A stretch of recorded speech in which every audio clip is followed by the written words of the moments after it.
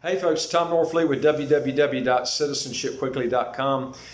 Had an article that came out. It's real interesting. Depending on your assets, this can literally save you tens of thousands or millions of dollars in just a simple idea and concept.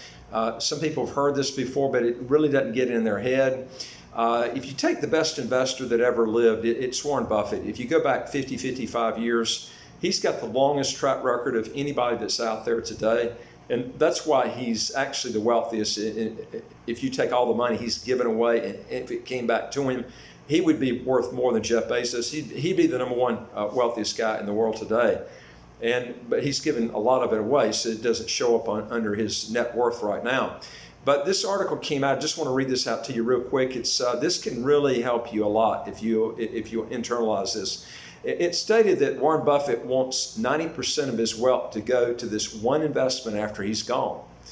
It says here that despite his legendary stock picking abilities, Warren Buffett remains a staunch supporter of index funds. He favors them over most other investment options.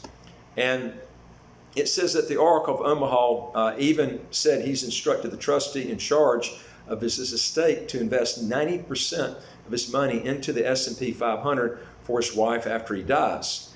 And Buffett told CNBC's Becky Quick and CNBC Becky Quick in an exclusive interview on Squawk Box this. And the reason he's stating this, if you go back and look at Warren Buffett's track record over 55 years,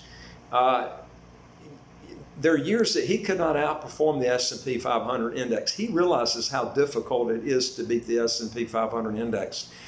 Long term, he has beaten the index. In fact, he's beaten it. He's killed the index long term. But he knows how difficult it is, and he's studied the fact that 90% of the mutual fund managers don't outperform the S&P 500 index.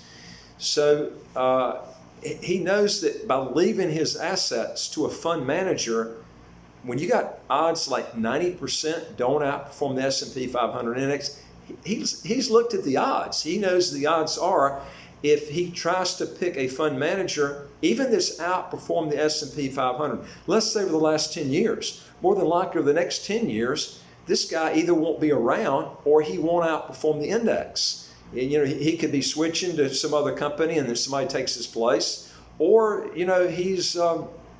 he's not going to perform in the next 10 years. He knows that the odds are against it. So, that's smart thinking because to replace him, the best investor in the world, is pretty hard to do. I mean, he knows that to do that, it's a no-brainer going to the S&P 500 index because any of the equities that don't do good in the S&P 500, they just fall off the index and then another replacement on another large cap takes its place. So it's a no-brainer. You don't have to mess with buying and selling stocks, trying to figure out which one's the best one to buy. You just dollar cost, and which is the best way to put the same amount of money in every month. If you want to increase that, just keep it level, same amount of money every month, and you avoid a lot of fees and stuff. Now, I'll tell you what I think is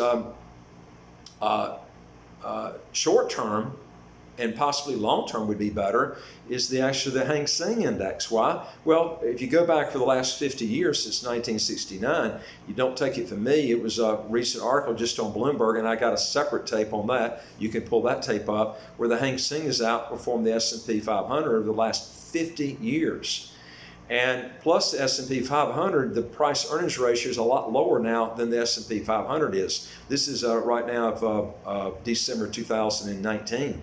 So you have to look at valuations too. Now, long term, there's probably not going to be a lot of difference. Which one will do better the next 50 years? My bet would be Hang Seng, and I'll tell you why. Number one is right now it's the price earnings is lower. Now, long term, that's not going to have a lot of difference. Short term difference it would. But Hong Kong's the tax laws in Hong Kong are a lot better than the U.S. is. And I think right now it's the lowest the tax rates have been in a long time. But as liberals get back in, and it's a matter of time they'll get back in, the rates go back up in the U.S. on corporations. Hong Kong has always kept their corporate tax rate pretty low. Right now it's 16.5%, but that's only on money made locally. So money that's made outside the country, those companies that are Hong Kong companies don't have to pay taxes on that money. That's huge. That's tax-free money. Plus, Chinese are very hard workers and big savers. And so, you know, I would say that because of how conservative it is there, and that's a big thing you have to look at, is if you're conservative, then you got a lot more money going out to the shareholders. And the fact is, too, there's no withholding tax on dividends.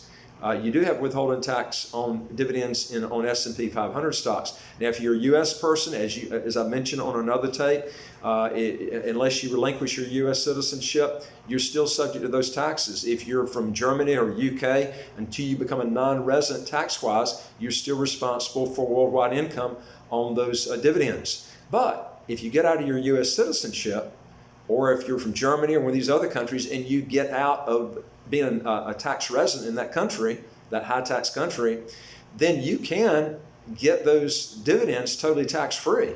That's a huge amount. When you figure dividends make up around 40% to 50% of your growth, that's a big amount that's coming in the end. So, you know, that's something that you ought to look at, and it's a no-brainer. That's the great thing about it. It doesn't take a lot of sense to just take the same amount of money every month in dollar cost. And like I said, dollar cost, and you hit the highs and the lows of the market. I don't know where the Hang Seng is right now as far as high or low. I know this is it price as far as valuation is, it's lower than the S&P 500 index. Are we at the bottom? I think it's probably going to go lower. What month? I don't know. That's why you dollar cost. You hit the lows as it keeps falling. Your best time to go in indexes is when the market's slow. No one's going to know where the bottom is. That's why you dollar cost. You take, if you've got 24,000 and you want to dollar cost it, what I would do is spread it out over 24 months. And that way you're putting in $1,000 US a month in that fund. And that way you're almost guaranteed to get some close to the very bottom if you're doing it every single month. And that's the best way to get some in the bottom. And dollar cost is the best way to go. And then go into funds that have the least expenses. And when you look at track records, you got to look at track records long term. And then you also look at valuations. That's why I think that is a good option. Now, I'm not telling you go in the Hang Seng. I'm just telling you that based on valuations, short term, that looks better to me, okay, than the S&P 500. Long term, the Hang Seng has outperformed the S&P 500 because of the reasons I just told you. And look what Warren Buffett's doing. Warren Buffett's leaving 90% of the assets that he's leaving after he dies to his widow to go in in fact, my understanding is the Vanguard S&P 500 index fund. So, you know, these are some things you got to look at. Also, if you want to get your taxes to zero, close to zero, we got unique concepts you won't find anywhere else. We've been doing this for years and years. Started off domestically and then went internationally. Look at our website, go on there, look at our YouTube videos. They're free. Our website's free. It's www.citizenshipquickly.com. If you got a question or comment, put it below. Also, if you would like to hear new videos as they come out on different ways to make money, save money, you'll only get it from here. Hit the right of your screen and where it says subscribe, and you get all the new videos as they come in. Look forward to talking to you on the next video. Take care. Bye.